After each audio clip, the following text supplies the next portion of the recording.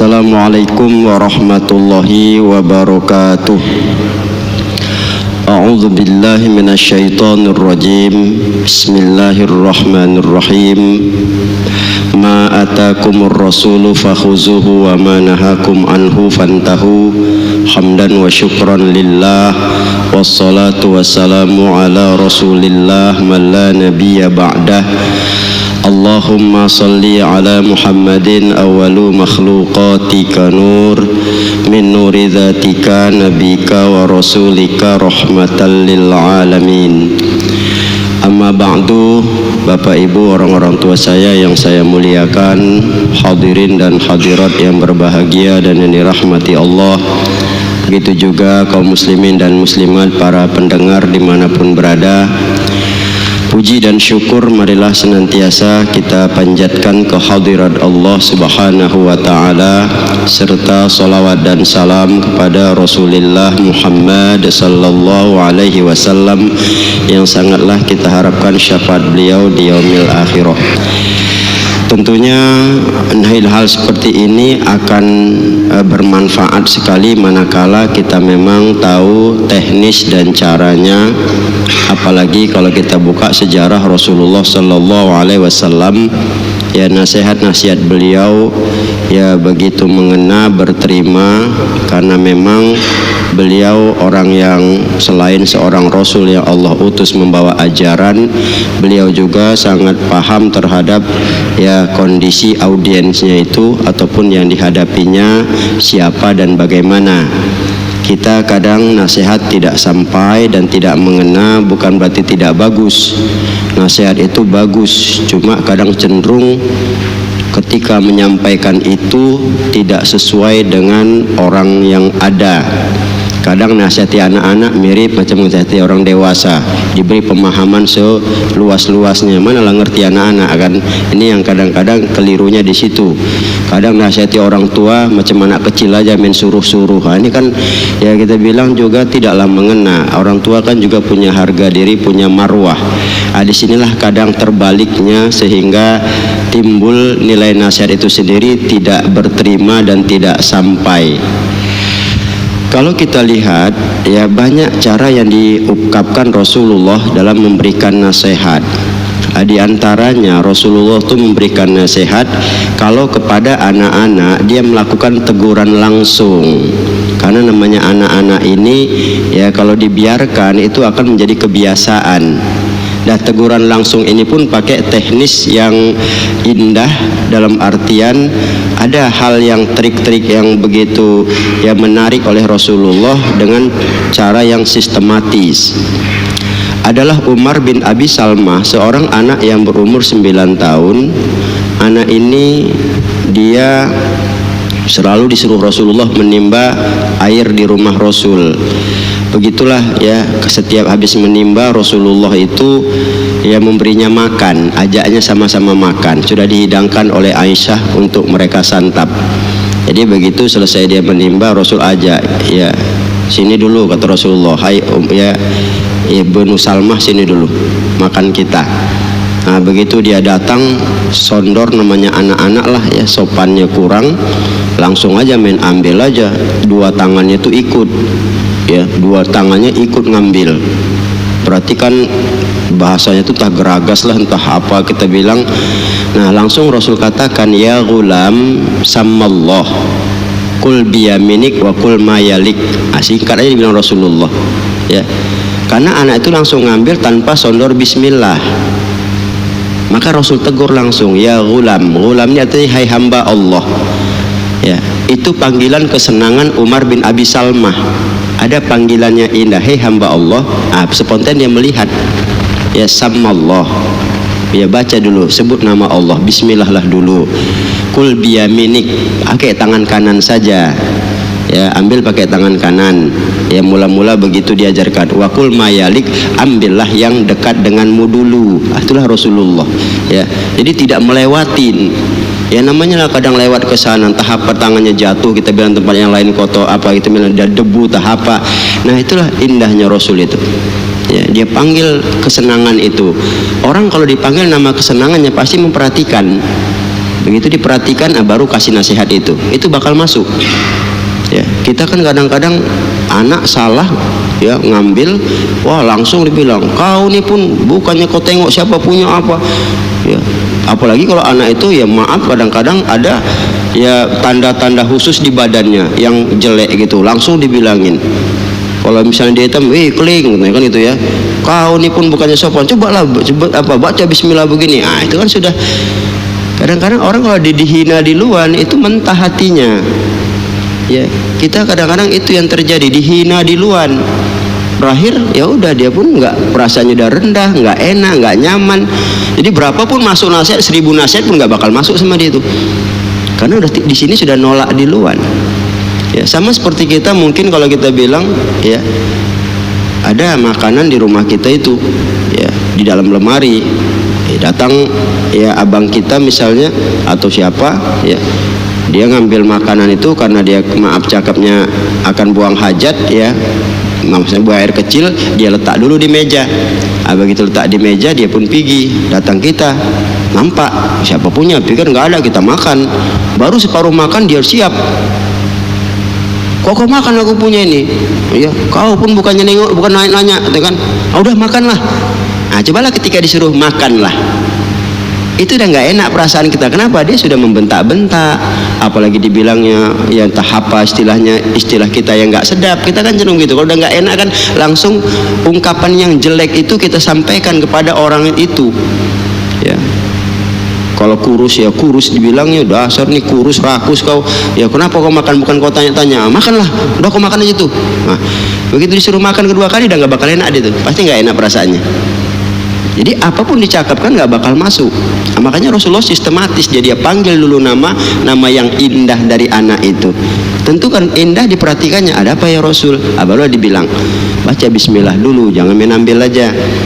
Ya, selesai bismillah pakai tangan kanan, ambil pakai tangan kanan.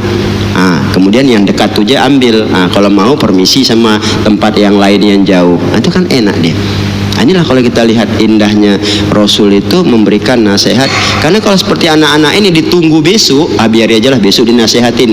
Itu udah berbagai macam kegiatan kita bikin, udah mentah, udah nggak enak. Dia pun nanti nggak kesegaran nasihat itu akan hilang dia. Kita pun udah setengah hati. Dia pun sudah itu kan semalam kejadiannya kok baru sekali nasehatin. Nah inilah salah satu kita lihat ya hal-hal yang pada dasarnya ketika pada saat itu perlu ya ditegur, perlu dikasih tahu, ya jangan terlalu lama menunggunya. Kalau sudah nunggu lama, ya kalau orang bilang ibaratnya kalau makanan udah basi di luar, ya kalau perasaan sudah mentah di luar, ya kenyamanan atau kita bilang rasa zuk daripada nasihat itu sudah tidak hangat lagi untuk bisa dijadikan pelajaran dia. Nah inilah yang pertama itu. Jadi sama anak-anak itu ya tegur langsung, walaupun bagaimanapun dia. Ucapkanlah yang baik untuk dia dulu. Biasanya begitu. Kalau udah baik dia mau dengar baru masuk dia. Itu satu.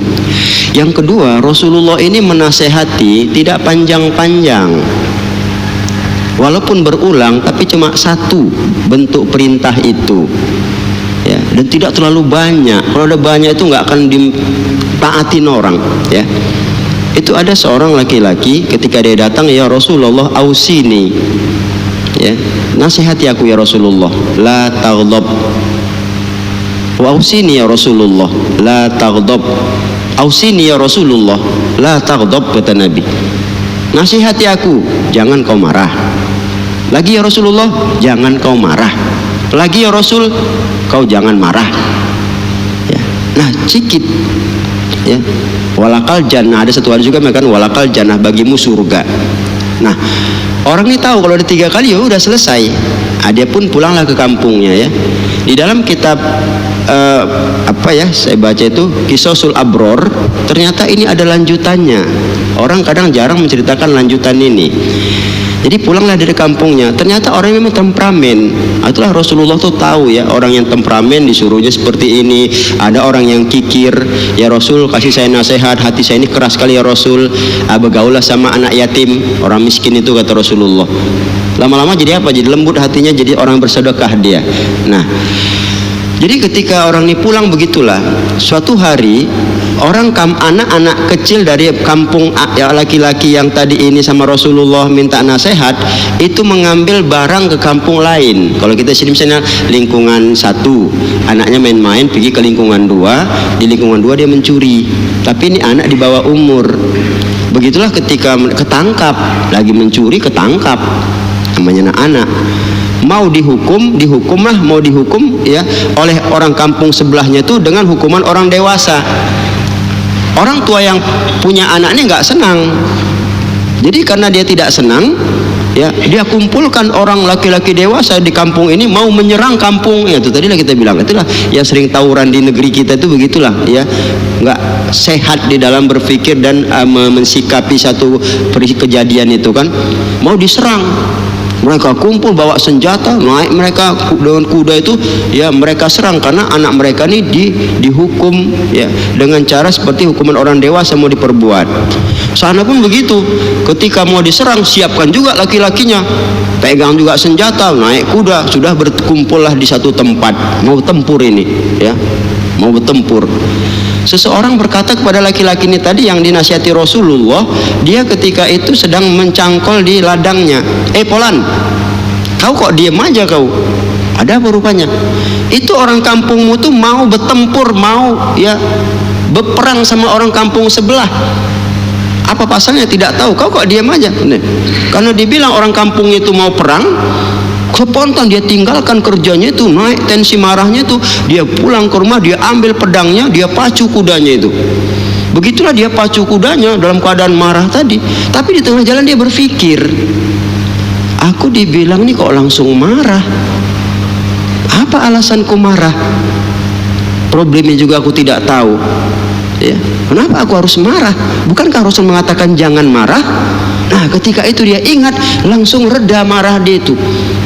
Ya, dulu Rasulullah mengasih tahu, sekarang kejadiannya, disitulah manfaat nasihat itu. Makanya seperti saya akan ungkapkan tadi, sekarang dinasihati bukan untuk sekarang, bisa jadi ke depan akan jumpa problem itu. Nah, begitulah sampai akhirnya dia terasa sekali sama dia itu. Kenapa harus marah? Bukankah Rasul mengatakan sampai 3 kali jangan marah? Akhirnya reda marah dia. Ditengok orang sudah siap untuk berperang, langsung masuk ke tengah-tengah dia di antara orang itu. Tunggu, ya. Tunggu dulu, jangan sering menyerang dulu. Orang terdiam waktu itu, ya. Pedang sudah mulai dicabut orang itu. Sekarang ku tanya lah sama kalian ini, kenapa lah mesti berperang? Ya, apa yang harus kita lakukan sebab berperang ini? Kan coba tinjau dulu lah katanya. Ya, jangan sembarangan main perang aja. Ya, kalau kita perang nanti ini akan merugikan ya istri-istri kita, anak kita sendiri pun luka-luka kejadiannya. Sekarang ku tanya sama kalian, ya. Apa yang sudah kalian lakukan? Ya, barang kami diambil, ya, diketahuan pencurinya. Sudah rupanya terjadi pengambilan? Belum. Kalau seandainya sudah terjadi, bilang sama aku akan ganti berapa yang diambil itu. Itulah dia bilang. Nah, kemudian kalian ini juga, mengapa kalian menyerang? Ya soalnya anak kami mau dihukum. Sudah kalian hukum belum? Ya belum kami hukum. Belum, kenapa harus ya langsung bertindak seperti ini? Kalau ini terjadi perang, kita bisa bayangkan katanya, korban pasti berjatuhan, luka-luka akan terjadi. Ya, anak kita bakal menjadi yatim, istri kita jadi janda. Ya. Cobalah pikirkan itu. Ya. Belum tahu permasalahannya sudah kita bilang saya begitu jauh, harus terjadi peperangan di sini. Akhirnya dua-dua diam dia, ya.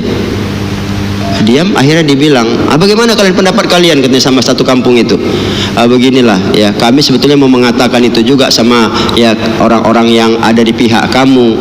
Kami ingin bicarakan karena ini belum terjadi, kenapa kita harus perang? Kita musyawarah dulu kenapa? Itulah dibilang.